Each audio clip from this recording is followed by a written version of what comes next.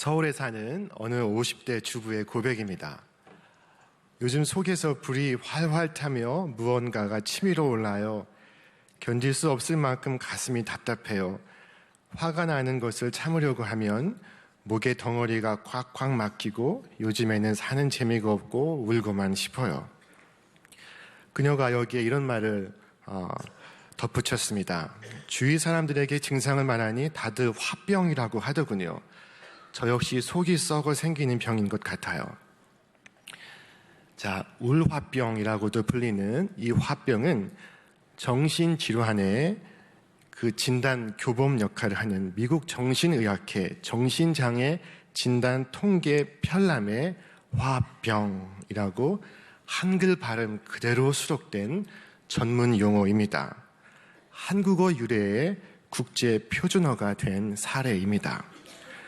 한국 사회에서 화병은 개인 차원을 넘어서서 광범위한 사회 현상으로 확산되고 있다는 것이 최근 일간신문의 보도입니다.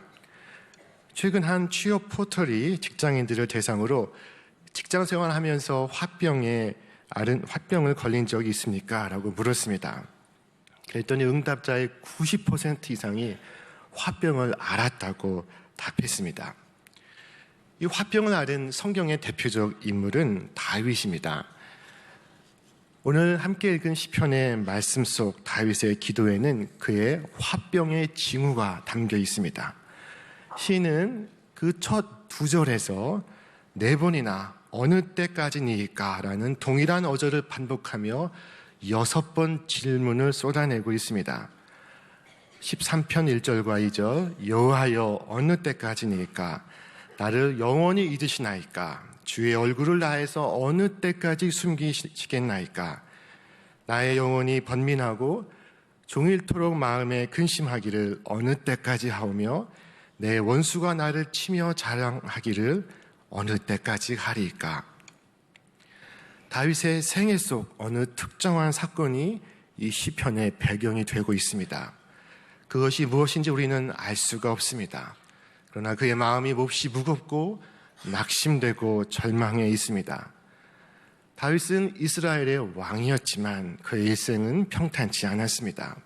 그는 저 시골 베들레헴의 목동이었다가 이스라엘의 왕까지 올랐습니다. 그러나 그가 실제로 왕좌에 앉기까지는 온갖 장애물과 험하고 모진 세월을 거쳐야 했습니다. 그 장애물 중에 으뜸은 현직 왕 사울이었습니다. 다윗에게 세상의 이목이 집중되자 사울은 아들과 그의 부하들에게 서슬퍼런 명령을 내렸습니다. 가서 다윗의 목을 베어오라. 이후 다윗의 삶은 악몽 같은 삶이었습니다. 충성을 다한 왕에게 상당한 기간 동안 10년 이상 살해 위협을 받았고 그 이후엔 자신의 아들들에게 쫓겼으며 그 후에는 믿었던 신하들에게 배신당하기도 했습니다. 그는 올바르게 살고자 했건만 끊임없는 고통과 시련이 그의 앞에 있었습니다. 그의 마음은 종종 분노로 차올랐습니다. 시편 69편에서 그가 기도합니다. 저희 앞에 밥상이 올무가 되게 하시며 저희 평안이 덫이 되게 하소서. 저희 눈이 어두워 보지 못하게 하시며 그 허리가 항상 떨리게 하소서. 주의 분노를 저희 위에 부으시며 주의 맹렬하신 노로 저희에게 미치게 하소서. 아니 어떻게 이렇게 기도할 수 있습니까? 그렇게 생각이 되신다면 제가 다음 읽어드릴 시편 109편의 말씀은 여러분을 깜짝 놀라게 할 것입니다. 하나님이여 저희가 악으로 나의 선을 갚으며 미워함으로 나의 사랑을 갚았사오니 저희의 기도가 죄로 변케 하시며 그 연수를 단촉케 하시며 그 직분을 타인이 취하게 하시며 그 자녀는 고아가 되고 그 아내는 과부가 되며 그 자녀가 유리구걸하며 그 황폐한 집을 떠나 빌어먹게 하소서. 고리대금하는 자로 저의 소유를 다 취하게 하시며 저의 수고한 것을 외인이 탈취하게 하시며 저에게 은혜를 계속할 자가 없게 하시며 그 고아를 연유할 자도 없게 하시며 그 후사가 끊어지게 하시며 후대에 저희 이름이 도말되게 하소서. 여호와는 그 10주의 죄악을 기억하시며 그 어미의 죄를 도말하지 마시고 그 죄악을 항상 여호와 앞에 있게 하사 저희 기념을 땅에서 끊으옵소서. 여러분, 참 당황스럽지 않습니까? 어떻게 이렇게 기도할 수 있습니까? 다윗의 이 기도에는 원수에 대한 저주가 담겨 있습니다. 그의 기도에는 불타는 복수심이 담겨 있습니다. 이와 같은 기도를 하나님께서 들으시겠습니까? 이와 같은 기도를 우리는 어떻게 해석할 수 있습니까? 이 끔찍한 시편의 기도가 우리에게 말씀하는 교훈이 있습니다. 그것은 성도가 이 세상에서 고통당할 그때에 그 고통에 대하여 어떻게 반응을 하며 그 고통을 어떻게 활용하여 하나님 앞으로 나아가는가에 대한 것입니다. 오늘 다윗의 기도는 탄식시 혹은 불평시 혹은 저주시 혹은 증오시로 분류가 되는데 이 분류에 속하는 시가 시편 전체 150편 가운데 무려 60편에 이르고 있습니다. 시편에서도 화병의 광범위한 현상이 반영되고 있습니다. 오늘 시인은 마음을 쏟는 기도를 드리고 있습니다. 그것은 마음 깊은 곳에서 우러나는 기도였습니다. 그는 그의 기도를 통해서 그의 고통이 지나고 난 후에 그 고통이 미치기 전보다 하나님 앞에서 어떻게 더 아름다운 모습으로 변할 수 있는가를 보여줄 것입니다. 오늘 그의 기도는 다음 3단계로 발전하고 있습니다. 그 첫 단계가 하나님께로 나아가는 것입니다. 시인은 그 끔찍한 번민과 깊은 절망 속에서 하나님께로 나아가고 있습니다. 마치 환자가 그의 아픈 몸을 이끌고 병원을 찾듯이 그는 상하고 아픈 마음을 안고 하나님께로 향하고 있습니다. 때로 우리는 하나님께 기도하면서 나의 아픈 마음과 슬픈 마음과 답답한 마음과 억울한 마음을 표현하지 않으려 합니다. 하나님, 아파요, 슬퍼요, 억울해요, 답답해요 라고 말하지 않습니다. 어떤 사람이 길가에 피를 흘리며 누워 있었습니다. 이 사람은 뺑소니자에 치여서 그 거리에 피를 흘리고 누워 있었습니다. 이 사람은 즉시 병원에 치료를 받아야만 했습니다. 그런데 놀랍게도 제발 날 병원에 데리고 가지 마세요 라고 호소하는 것이었습니다. 그것은 이해하기 힘든 일이었습니다. 모두가 놀라서 왜 그러냐고 물었습니다. 이 사람은 호소하듯이 나는 병원에서 일하는 직원입니다.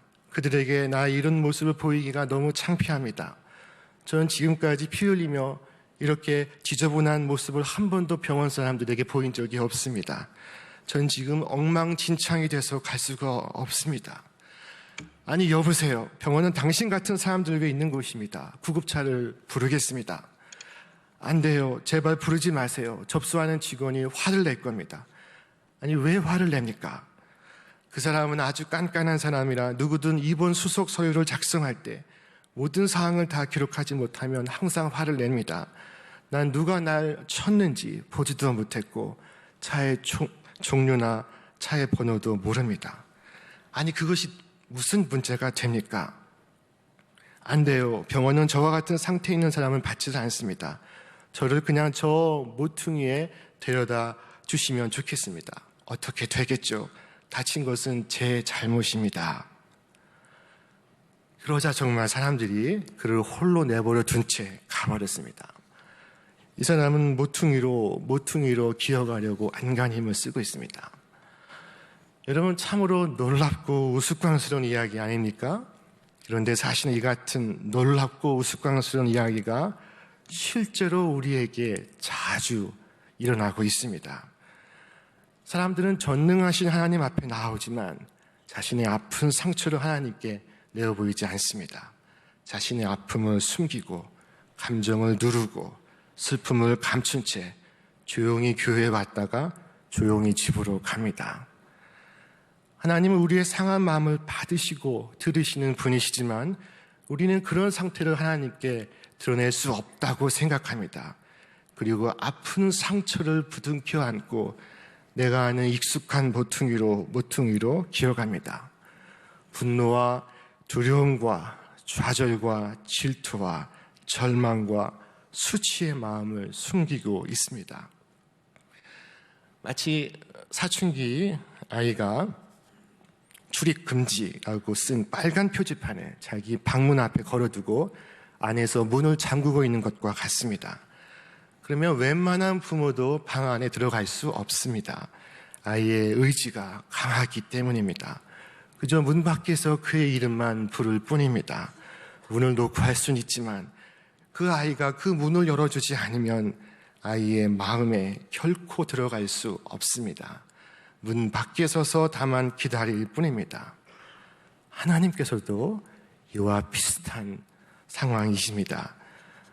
우리 함께 요한계시록 3장 20절 말씀을 읽겠습니다. 보아라, 내가 문 밖에 서서 문을 두드리고 있다. 누구든지 내 음성을 듣고 문을 열면 나는 그에게로 들어가서 그와 함께 먹고 그는 나와 함께 먹을 것이다. 우리 영혼의 목자 되신 주님께서 우리 문 밖에 서서 우리가 문 열어주기를 기다리시고 계십니다. 우리는 상하고 아픈 마음 그대로 하나님과 만날 수 있어야 합니다. 때로는 사람들과 나눌 수 없는 이야기가 있습니다. 그때 하나님 앞에서 마음을 터놓는 것이 뒤탈이 없습니다. 때로는 물을 쏟듯 마음을 쏟으며 하소연하고 싶을 때가 있습니다. 그때에도 하나님 앞에서 마음을 터놓는 것이 현명합니다. 하나님만이 답입니다. 뒤탈이 없는 답이십니다. 괴로운 일과 낙심된 일이 있을 때 하나님 앞에서 오는 자가 이웃 사람 앞에서 웃을 수가 있습니다. 시는 지금 하나님께로 나아오고 있습니다. 하나님께 향하고 있습니다. 그는 그의 최악의 기도를 통해서 오히려 그 자신이 얼마나 하나님과 가까운 사람인가를 드러내 보이고 있습니다. 그렇게 하나님께 나아갔다면 두 번째 단계는 하나님 앞에 그 마음을 쏟아 놓는 것입니다. 물을 쏟듯 마음을 쏟는 것입니다. 예레미야는 말했습니다. 물을 쏟아 놓듯 주님 앞에 내 마음을 쏟아 놓아라. 시편의 시인은 말합니다. 백성들아 시시로 저를 의지하고 그 앞에 마음을 토하라.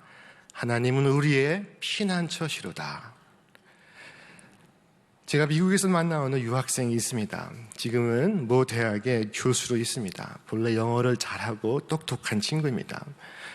그 친구가 미국의 대학에서 자전거를 타고 내려오다가 턱에 걸려 넘어져 몇 바퀴를 굴렀습니다. 주위에 학생들이 몰려오고 학교의 직원들이 그에게 달려왔습니다. 그리고 묻습니다. Are you okay? 그러자 그 친구 입에서 이 중학교 때부터 몸에 익은 그 익숙한 영어가 자동적으로 흘러나왔습니다. I'm fine, thank you, and you? 지금 몸에는 피가 흐르는데 습관처럼 나는 괜찮습니다. 감사합니다. 당신은 어떻습니까? 라고 묻는 것입니다. 우리는 주님 앞에 나와 그와 같은 대화를 자주 합니다. 주님께 대하여 I'm fine, thank you를 말하고 있는 것입니다. 피 흘리면서도 I'm fine을 외치고 있습니다. 그와 같은 모습에는 숨겨진 메시지가 있습니다. 하나님, 제 영혼은 신경 쓰지 마세요. 제 마음에는 관여하지 마세요. 저는 제가 잘 알아서 할 테니 하나님은 다른 사람들이나 케어하세요. 자, 우리가 겪는 하나님과의 대화의 어려움은 그 원인이 하나님께 우리의 마음을 숨기고 꽁꽁 숨기고 보여드리지 않기 때문입니다. 그러나 오늘 시인은 그의 영혼의 목자이신 주님께 숨기는 것이 없습니다. 감추는 것이 전혀 없습니다. 그의 기도에는 우리가 모두 느끼는 그 느낌과 감정의 결이 생생히 살아 있습니다. 그는 그의 마음을 토하고 있는 중입니다. 찬송가 539장은 노래합니다. 너 예수께 조용히 나아가 네 마음을 쏟아놓으라. 늘 은밀히 보시는 주님 큰 은혜 베푸시리. 자, 마음을 쏟는 기도는 마치 은혜의 광맥을 캐는 것과 같습니다. 한 어린아이가 있었습니다. 그는 할아버지로부터 마을 저 뒷산에 금이 묻혀 있는데 한때 많은 사람들이 이곳에 와서 금을 캐려고 도전했다가 실패했다는 이야기를 들으면서 성장했습니다. 그 아이 마음속엔 나도 어서 커서 돈을 벌어서 고향에 다시 와서 저 광산을 사고 그곳을 개발해서 금을 캐 큰 부자가 돼야지라는 꿈을 가졌습니다. 어느덧 세월이 흘러 아이가 어른이 되어서 돈을 모으자 그는 고향으로 돌아왔고 그리고 버려진 산을 샀습니다. 그리고 다시금 광맥을 찾기 시작합니다. 너무나 오랜 세월이 경과되어 예전에 사용했던 갱도는 보이지 않았습니다. 그러나 그는 실망하지 않고 끊임없이 파내려 갔습니다. 그러나 아무런 진전도 보이지 않자 그와 함께 했던 동업자들이 다 떠나고 마지막 남은 광부 몇 사람과 함께 거의 포기한 상태로 힘없이 곡괭이질을 하고 있었습니다. 그 자신도 이제 그만 포기하려고 하던 그 찰나, 그 순간 굴 속에서 커다란 고함 소리가 외쳐왔습니다. 여기 무엇이 있다. 자, 그래서 그는 달려가 보았더니 곡괭이 하나가 땅에 박혀 있는 것이었습니다. 손잡이 자루는 거의 썩어 없어지고 쇳덩어리만 꽂혀 있었습니다. 그런데 사람들이 그것을 아무리 빼보려고 해도 빠지지가 않는 것이었습니다. 결국 몇 사람이 힘을 모아서 뽑았는데 그 곡괭이 끝에는 무언가 노란색이 묻어 나왔습니다. 그것은 금이었습니다. 이전에 사람들이 계속 파다가 마지막으로 한번 내리 찍었는데 그 곡괭이가 광맥에 찍힌 채 나오지 않자 그냥 포기하고 돌아가 버린 것입니다. 여러분, 우리의 마음을 쏟는 기도는 마치 남겨진 그 한 번의 곡괭이 줄과 같습니다. 마음을 쏟는 그 단 한 번의 기도는 무심한 마음으로 드리는 1만 마디의 기도보다 더 위대한 힘이 있습니다. 마음을 쏟는 그 기도가 주님의 큰 은혜의 광맥에 다 있습니다. 오늘 시인은 하나님 앞에서 마음을 물처럼 쏟고 있습니다. 그런데 여러분, 정말 이 시인의 기도처럼 하나님께서 응답하셨을까요? 저는 잘 모르겠습니다. 정말 기도한 것처럼 하나님께서 다윗의 원수를 갑으로 만드시고 호라비로 만드시고 그들의 자녀를 고아로 만드셨는지 저는 모르겠습니다. 저는 그러지 않으셨으리라 생각합니다. 그러나 한 가지 확실한 것은 그 기도의 구체적 응답과 관계없이 하나님은 그 순간 다윗을 당신의 품에 안으셨다는 것입니다. 주님은 그 순간 그 깊은 고통에서 허우적거리는 당신의 자녀와 함께 하고 계신 것입니다. 주님은 그 순간 그 기도의 뒤에서 신음하는 그 자녀를 치료의 침상 위로 올려놓고 계십니다. 그를 위해 주님은 치료의 은혜를 베풀고 계십니다. 이것이 이 저주시에 담긴 기도의 신비입니다. 우리는 우리의 마음을 통하는 기도를 통해 그 기도를 함으로써 주님은 우리의 상한 마음, 맺힌 마음, 고통의 마음을 하나씩 드러내어 내 마음을 옥토로 바꾸고 계십니다. 우리의 마음밭은 가변적입니다. 돌밭이 옥토가 될 수도 있고 옥토가 돌밭이 될 수도 있습니다. 만일 내 마음의 밭이 이전엔 옥토였는데 지금은 그렇지 못하다면 눈물의 기도로서 마음의 밭을 다시 옥토로 일구시기를 바랍니다. 너희 묵은 땅을 기경하라. 주님은 우리에게 말씀하십니다. 그것은 마음을 쏟는 기도 없이는 될 수가 없습니다. 시편의 시인은 자신의 고통을 숨기거나 미워하지 않습니다. 그는 자신의 원통함을 있는 그대로 이야기합니다. 그러나 우리는 원수까지 사랑하라는 말씀 구절에 늘 발목이 붙잡혀 있습니다. 반면에 이 시편의 시인은 저 원수 좀 어떻게 해주시면 안 되겠습니까? 라고 기도합니다. 시인은 그렇게 자신의 마음을 토하는 중에 자신의 영혼을 덮었던 먹구름이 흰 구름으로 바뀌는 것을 경험하고 있습니다. 그것이 이 다윗의 기도의 마지막 세 번째 단계입니다. 이 시편 3절은 1, 2절에서 번민의 기도, 3, 4절에서 눈물의 기도, 그리고 마지막 5, 6절에서 믿음의 기도로 발전하고 있습니다. 이 시인의 기도는 하나님께 대한 찬양과 구원의 감사로 끝이 납니다. 우리 함께 그 5절과 6절을 함께 읽어보겠습니다. 그러나 나는 주님의 한결같은 사랑을 의지합니다. 주님께서 구원하여 주실 그때에 나의 마음은 기쁨에 넘칠 것입니다. 주님께서 나를 너그럽게 대하여 주셔서 내가 주님께 찬송을 드리겠습니다. 그의 기도는 이처럼 번민해서 눈물을 통해 믿음으로 수직 상승하고 있습니다. 낙담의 골짜기를 지나서 기쁨과 확신의 언덕으로 올라가고 십자가에서 부활로 나아가며 어두움에서 밝은 빛으로 나아가고 절망에서 희망으로 향하고 있습니다. 이것이 이 기도에 담긴 놀라운 신비입니다. 시인은 마음을 쏟는 그의 기도를 통해 자신의 삶이 하나님의 신실하심을 따라 이루어져 가고 있음을 깨닫습니다. 그의 기도에는 일련의 변화가 담겨 있습니다. 그의 기도의 마지막 단계에선 나의 원대로 마옵시고 아버지의 원대로 하옵소서 기도하신 예수님처럼 주님의 뜻을 자신의 뜻으로 삼고 있습니다. 탄식과 불평과 증오가 무성해도 이루어지는 것은 하나님의 뜻입니다. 주님께서 우리에게 주신 이 가을의 계절은 기도의 계절입니다. 우리가 어떻게 하면 기도를 잘할 수 있을까요? 다윗은 이 끔찍한 기도를 통해 우리에게 기도가 뭔지, 기도를 어떻게 잘할 수 있는지를 가르쳐주고 있습니다.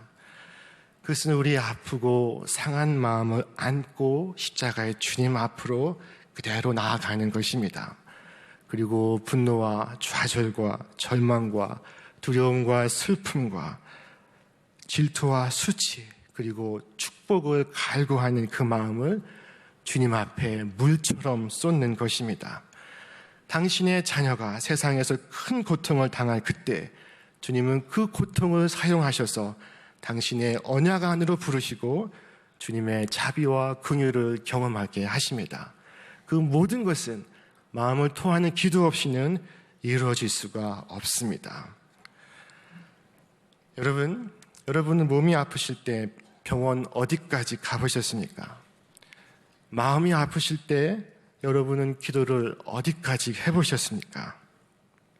지난 여름 동안 우리 마음속에 피었던 고통스러웠던 기억, 아팠던 일들, 잘못된 생각들을 다 꺼내놓고 그 곰팡이 피었던 우리의 마음을 가을의 햇볕 아래 말리듯이 여러분 주님 앞으로 나아가시기를 바랍니다. 그 기도 마지막 계단에서 주님의 날개 그늘 아래 비로소 불안이 사라지고 평강이 찾아옴을 느끼게 될 것입니다. 혼란과 어둠 속에서도 하나님은 나의 피난처라는 사실을 더욱 깊이 확신하게 될 것입니다. 기독교 시인 김남조 선생님의 밤기도라는 시가 있습니다. 하루의 분주한 일들 차례로 악수해 보내고 밤 이슥히 먼 데서 오는 듯만 싶은 주님과 나만의 기도 시간. 주님, 단지 이 한마디에 천지도 아득한 눈물, 날마다의 끝 순서에 이 눈물 예비하오니 오늘도 내일도 나는 이렇게만 사라지이다. 깊은 밤에 눈물 한 주름을 주께 바치며 사라지이다. 천지도 아득한 눈물. 시인은 무슨 눈물이 그리 많아서 천지가 아득할까요? 시인에게는 무슨 은혜가 그리 많아서 천지가 아득했을까요?